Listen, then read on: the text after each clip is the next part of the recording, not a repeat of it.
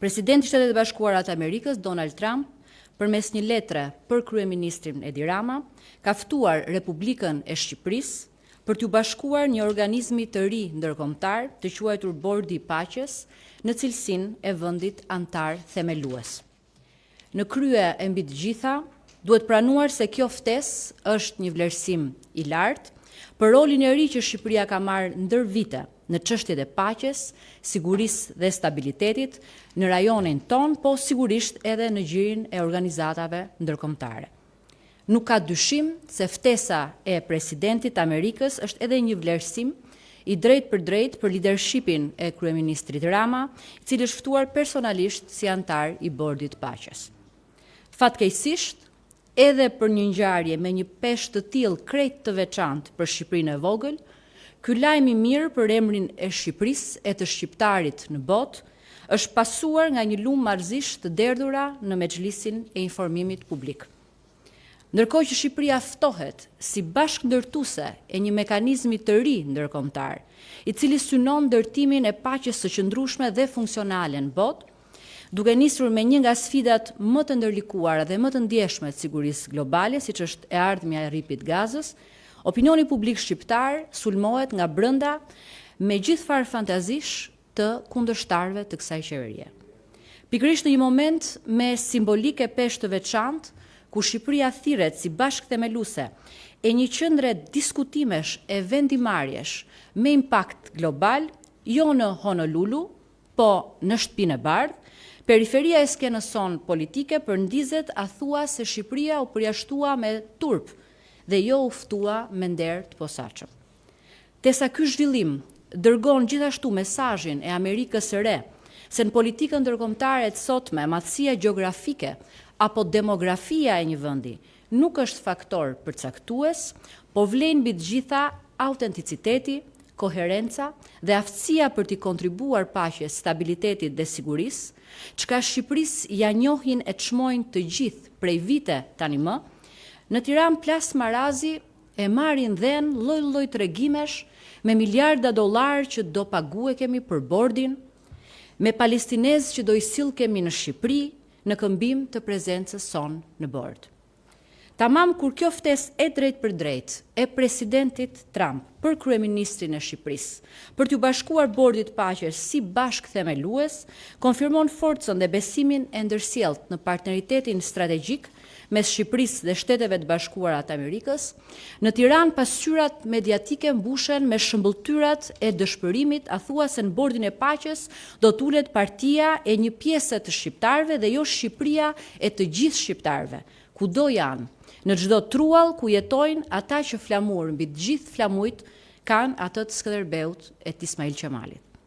E ndërkohë që ky partneritet, bosht kryesor i politikës së jashtme shqiptare dhe garanci e pozicionit ton euroatlantik, fiton një kuotë të re historike, edhe një herë akoma, Shqipëria vlerësohet si një aleate e çmuar nga aleati i saj i madh, Shtetet e Bashkuara të Amerikës, në pazarin e Tiranës politike numërohen të ftuarit. 10 jo 10 po sa, 210 jo 210 po sa, 60 jo 60 po sa, 10, 120 etj. Ne nuk e dim ende se sa udhëheqës janë ftuar nga presidenti Trump në kohë e kapacitetet të ndryshme, apo do të ftohen për t'u bashkuar nismës së tij globale, por dim me siguri që as në Argjentinë, as në Turqi, ku udhëheqësit e atyre vendeve ku më të mëdha se sa vendi ynë e kanë njoftuar publikun për ftesën, nuk ka pasur kurfar debati mbi madhësinë e numrit të antarëve të Bordit Paqes. Përkundrazi, përfshirja e vendit ndër të ftuarit është konsideruar diçka pozitive, e mirëpritur dhe e pranuar me falënderim. E nëse për ato vende dhe të tjera në përmasat e në peshën e tyre të madhe gjeopolitike, kjo është diçka pozitive, për Shqipërinë e vogël, kjo është diçka e jashtëzakonshme, me një përmas e peshë historike. Bordi i Paqes përfaqëson një qasje të re, të ndryshme nga modele tradicionale të trajtimit konflikteve dhe mekanizmat ekzistues të menaxhimit të krizave. Ai lind në një kohë ndryshimesh të mëdha për botën, dhe ofrohet si një prirje e re që sfidon inercinë në terrenet e konflikteve të shtresëzuara me dekada të tëra, duke synuar ndërtimin e një paqe që funksionon dhe i reziston kohës. Ne shohim këtë nismë si një përpjekje të fortë dhe fisnike për të shkuar përtej deklaratave politike apo angazhimeve formale në kërkimin e zgjidhjes së qëndrueshme të konflikteve. Përvoja jonë si vend që ka dalë nga një errësirë e thellë, ka lënë pas raporte të vështira dhe ka investuar në paqe, në bashkëjetesë, në bashkëpunim rajonal pa kufi, por më lejoni të shtoj, edhe modeli ynë i jashtëzakonshëm i bashkëjetesës fetare janë një vlerë e shtuar që Shqipëria do ta çojë në tryezën e lartë të Bordit të Paqes me statusin e antarit themelues, i cili jep Shqipërisë një mundësi historike në formësimin e vizionit, parimeve dhe zgjidhjeve të Bordit të Paqes në të mirë të njerëzimit. Sipas statutit, antarët themelues kanë zë të barabartë dhe peshë reale në drejtimin strategjik të këtij organizmi,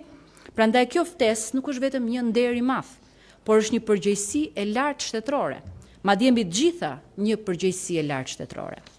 Më vjen vërtet keq për nevojën për të komentuar edhe politikisht, nuk do doja, kur në fakt ky i Bordit të Paqes ishte fare rasti për t'i mbushur kanalet dhe portalet me opozitarizëm shiu e bore, por ishte në rastin më opozitar momenti për të heshtur.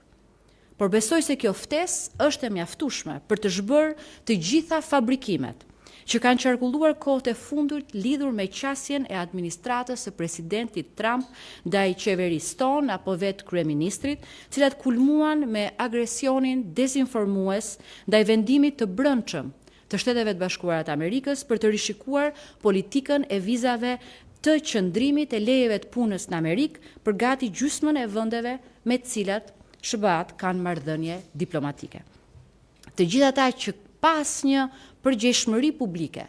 u turën ta helmojnë publikun me parullën Shtetet e Bashkuara vendosën Shqipërinë në listën e zezë, duke komentuar me ngazëllim gënjeshtrën se vendimi në fjalë na lidhej me ndëshkimin e narkoshtetit të tyre imagjinar,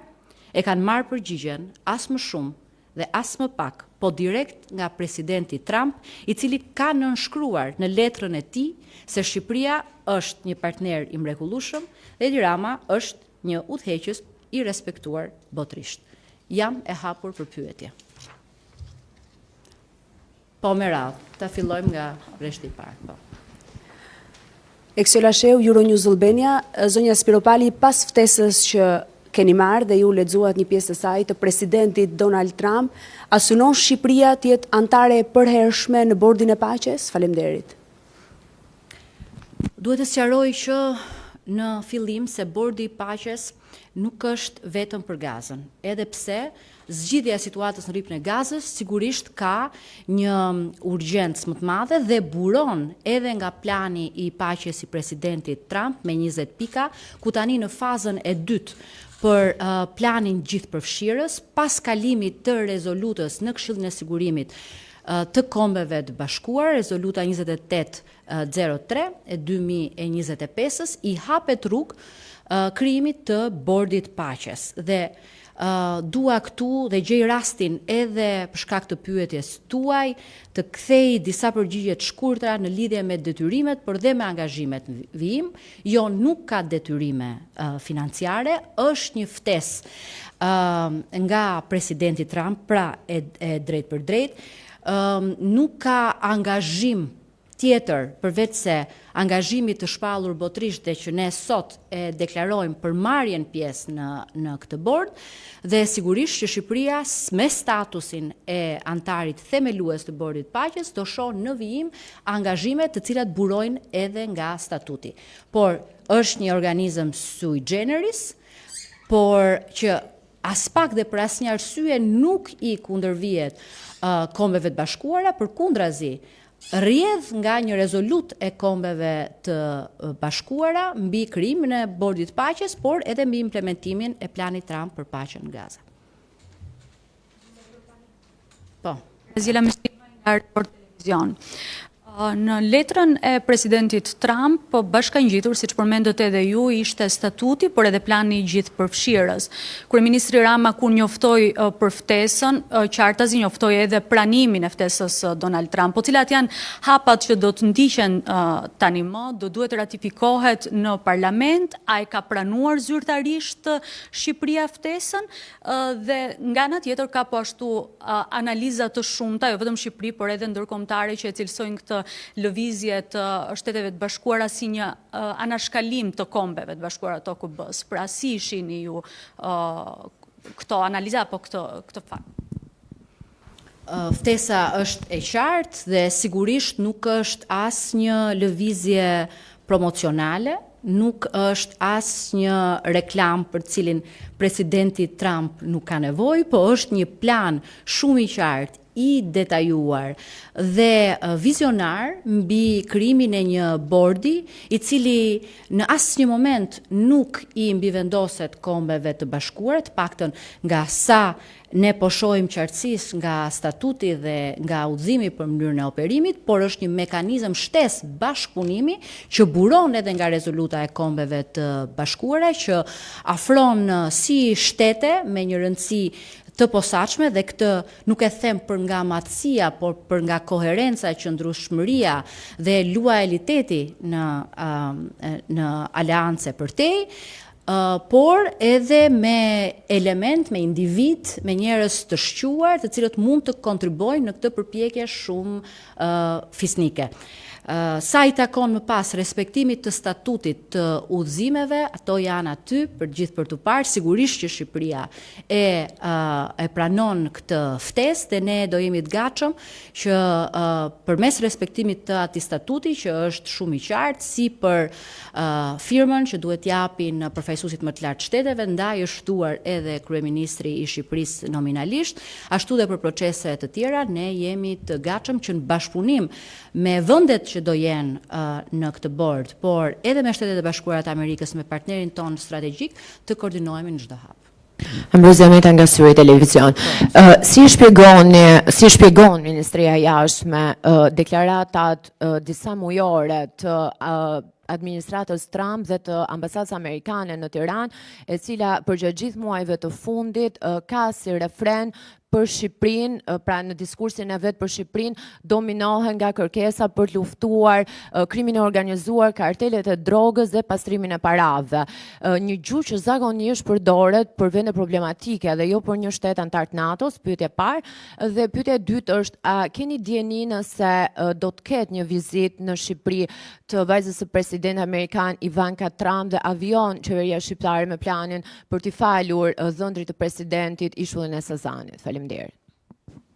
Për pyetjen e parë, ju besoj i referoheni prioritetit të shpallur të sekretarit të shtetit Marco Rubio dhe departamentit të shtetit për luftën kundër karteleve, siç i quajnë ata, por dhe prioritetin e tyre për luftën ndaj krimit të organizuar, kudo që ai shfaqet dhe kudo që ai cënon sigurinë amerikane, dhe në asnjë moment sekretari Rubio apo të tjerë nuk i janë referuar Shqipërisë, e cila sigurisht nuk përjashtohet nga fenomene të tilla, po për cilin nuk mbajnë përgjegjësi as shqiptarët si etni, nuk mbajnë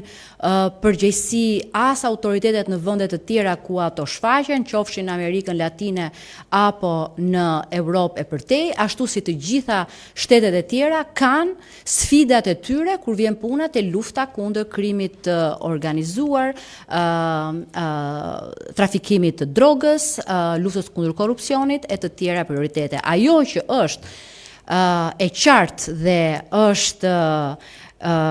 besoj si drita e diellit për gjithë është që Shqipëria dhe Shtetet e Bashkuara të Amerikës kanë një partneritet të fortë historik dhe strategjik, i cili jo vetëm nuk është lëkundur, po siç ju po e shihni edhe nga kjo ftesë, por edhe nga takime të tjera dhe prioritete të tjera, do më lejosh të mbaroj se je në konferencë, po do ta sqaroj edhe atë. Sigurisht që ky partneritet është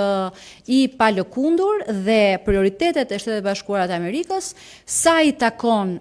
pjesës që ne duhet bëjmë, janë dhe prioritetet tona. Dhe jo më kot, Shqipëria në raportet e Bashkimit Evropian, si të Komisionit, ashtu edhe të vendeve anëtare,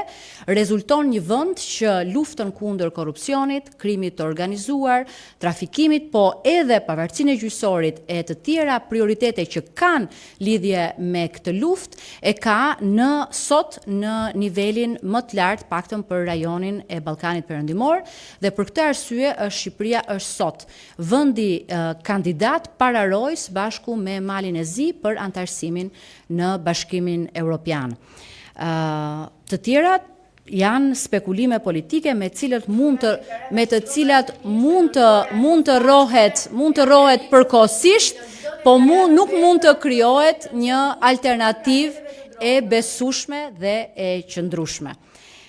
Ka pyetje tjetër? Ivanka Trump, ju lutem, keni gjeni për vizitën e saj në Shqipëri, avion plani i qeverisë shqiptare për t'i falur Ivanka Trump,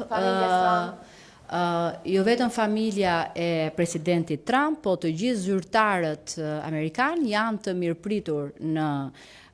Republikën e Shqipërisë dhe ne nuk kemi asnjë detyrim të japim informacione mbi vizitat e tyre, qoftë private, qoftë të tjera. Nuk ka asnjë plan as për falje tokash, nuk ka plan as për dhënje të territoreve shqiptare, por ka një partneritet të qartë. T'jeni të sigurt që asnjë nuk kërkon, as Shtetet Bashkuara të Amerikës, as presidenti Trump, as familja e tij, që Shqipëria të falë toka, siç i quani ju, apo të angazhohet në aktivitet të tillë në Republikën e Shqipërisë. Ka projekte serioze që janë pjesë e projekteve tona zhvillimore dhe ne jemi krenar për to, siç jemi krenar edhe për programe e projekte të tjera të cilat pa diskutim do i bëjmë realitet në Shqipëri. Po. Luku nga Vision Plus. Zonja Ministre, duke ju rikthyer edhe një herë ftesës për bordin e paqes, a do të ketë Ministria për Europën dhe punët e jashtme një rol specifik në këtë proces? Pa diskutim që Ministria për Europën dhe punët e jashtme do jetë e angazhuar me gjithë kapacitetet e saj për këtë bashkëpunim i cili kërkon një nivel shumë të lartë si përfaqësimi, ashtu edhe ekspertize, ashtu edhe kontributi, po besoj se kontributet tona të mëparshme si antarjo i përhershëm i Këshillit të Sigurimit, në organizata të tjera ndërkombëtare, në NATO e kudo tjetër, e kanë bërë Shqipërinë një partner të besueshëm, punching above its weight, siç thon shpesh në këto forume, pra që del përtej masës së vet dhe asaj që është pritur nga Shqipëria deri para pak vitesh dhe është sot një kontributor serioz sa i takon edhe paqes, edhe sigurisë, po edhe proceseve të tjera në nivel të multilateralizmit, të organizatave ndërkombëtare, edhe në nivele bilaterale. Disa ditë më parë, Ministria e Jashtme, por edhe shërbimi diplomatik në tërësi u kritikua ashpër nga kryeministri Rama, duke e cilësuar si një dështim të plot. Pse pas 13 vitesh që qeverisin socialistët, ky shërbim konsiderohet në këtë pikë dhe nëse mendoni se është realisht në këtë fazë kritike, çfarë do të bëni për ta ndryshuar? Po punohet ndërkohë me ligjin e ri të shërbimit jashtëm? Pyetje shumë e mirë, sepse në dukje ka një kontradikt mes nivelit të përfaqësimit, respektit që Shqipëria ka krijuar në nivelin ndërkombëtar dhe asaj që u tha mbi nevojën për një strukturim, për një reformim të shërbimit jashtëm, të trumbës diplomatike, të Ministrisë për Europën dhe punët e jashtme, me cilin konstatim unë jam plotësisht dakord. Në këto 100 ditë që unë drejtoj Ministrinë për Europën dhe punët e jashtme, kam parë këtu njerëz me një ekspertizë të jashtëzakonshme, me kontribut shumë të madh në trupën diplomatike, në shërbimin e jashtëm, në shërbim të këtij vendi, ashtu siç pa diskutim kemi bërë edhe një analizë të nevojave për reformim, duke nisur nga ligji për shërbimin e jashtëm, i cili kalon në Kuvendin e Shqipërisë në 28 janar, që do të japi më shumë hapësirë